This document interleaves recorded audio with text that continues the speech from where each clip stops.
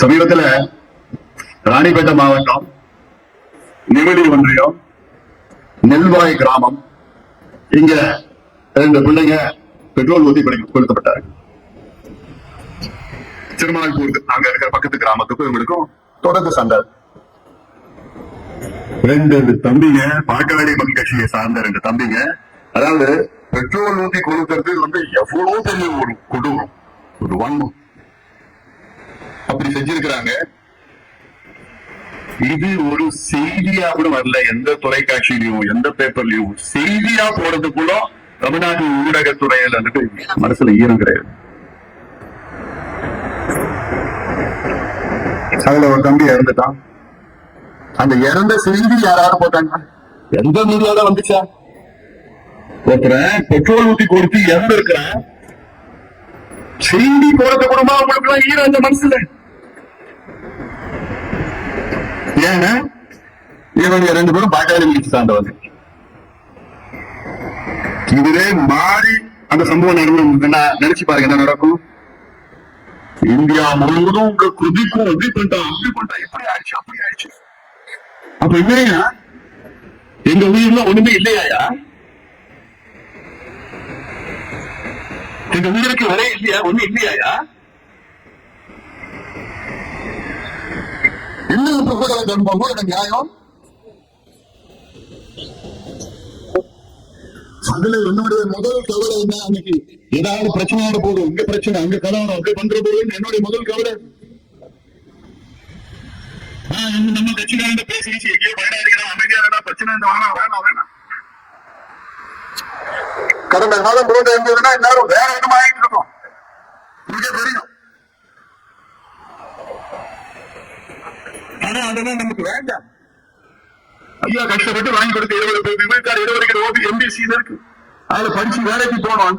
தம்பிங்களுக்கு வழக்கு வேண்டாம், அதுதான் நாங்க இருக்கிறோம். இல்ல எங்களுக்கு அரசியல் ஆதாயத்துக்காக நீ இது பண்ணுடா அப்படி பண்ணிடான்னா 1 நிமிஷம் ஆகும். அதெல்லாம் நாங்க செய்ய மாட்டோம்.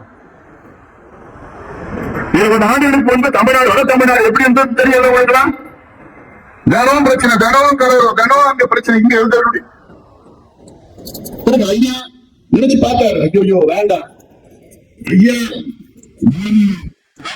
இன்னைக்கு வட தமிழ்நாட்டுல 30 ஆண்டு காலம் அமைதி நிலவை கொண்டிருக்கிறது. ஒரே ஒரு நபர்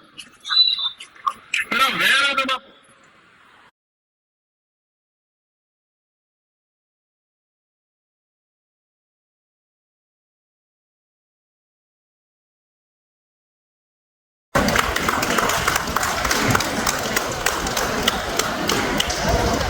இன்னைக்கு முதலமைச்சர் விழுப்புரத்துல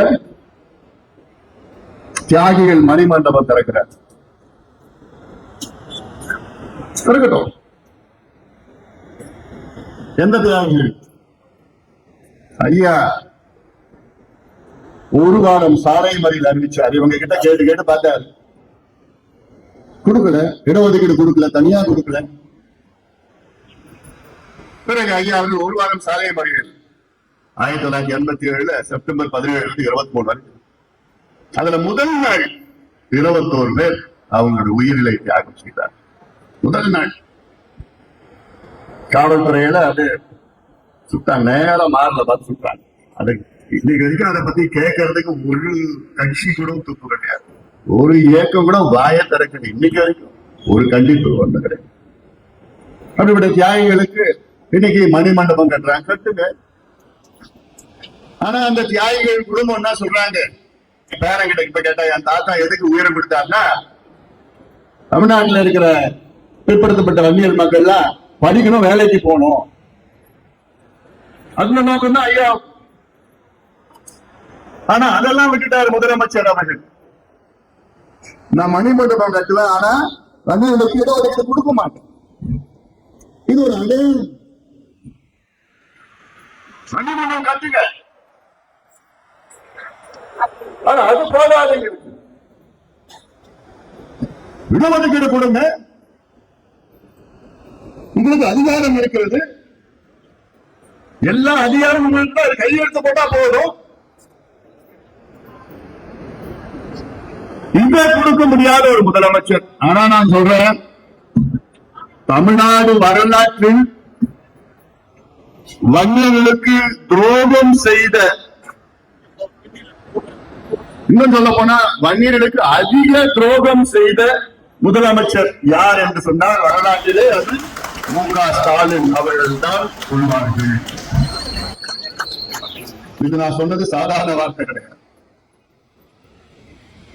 ஏன்னா எம்ஜிஆர் கூட ஐயாவுக்கு நேரம் கொடுக்கல, ஆனா அது அவருக்கு தெரியாது.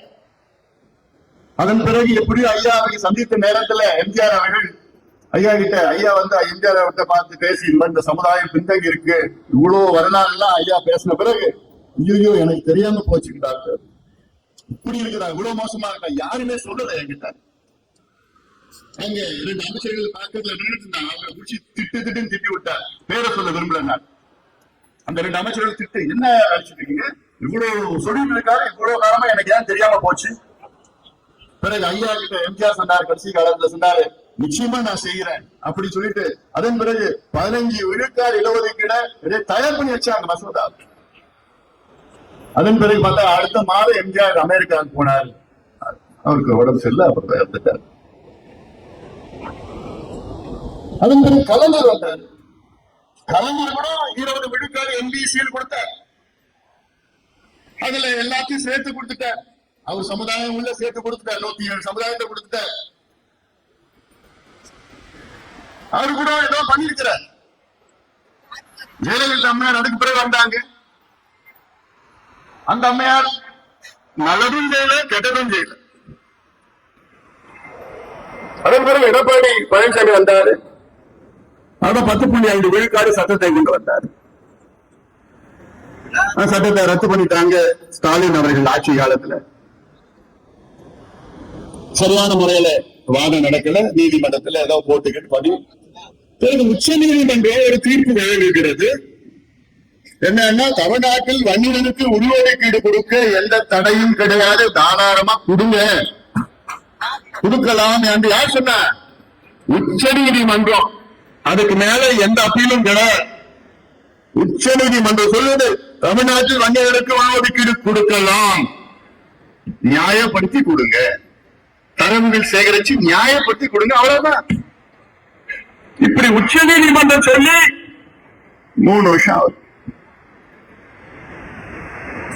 ஆனா மு.க. ஸ்டாலின் அவர்களுக்கு கொடுக்கறதுக்கு மனசு இல்லை. ஆனா அதுல முதல் வருஷம் நானும் ஐயாவும் ஸ்டாலின் அவர்களை, முதலமைச்சர் அவர்களை ஐயாவை 3 முறை தனியா போய் சந்திச்சார். நான் சந்திச்சேன். நம்முடைய ஜி.கே. மணி அவர்கள் எல்லாம் சந்திச்சாங்க. குழுவெல்லாம் போய் எத்தனையோ முறை சந்திச்சு, ஒவ்வொரு முறையும் முதலமைச்சர் ஸ்டாலின் அவர்கள் நிச்சயமா நான் செய்யறேன்னு சொல்லியே நம்பிக்கை ஊட்டினார். ஐயாவுக்கும் எங்களுக்கும் நம்பிக்கை ஊட்டினார். நிச்சயமா செய்யறேன். ஒரு முறை என்னன்னு சொன்னாரு, ஏன் அசம்பிளியில ஸ்பெஷல் செஷன் வச்சுட்டு நான் கொடுக்குறேன், அந்த அளவுக்கு சொன்னார். சரி, எங்களுக்கு கொடுப்பாரு நம்பிக்கை. அப்புறம் பார்த்தா 2 ஆண்டுகளுக்கு பிறகு பார்த்தா அது பண்ண முடியாதுங்க, அது செய்ய முடியாதுங்க, அது மத்தியம் செய்யணுங்க. இந்த 2 ஆண்டு வேலையில என்ன மாற்றம் வந்தது அவருக்கு?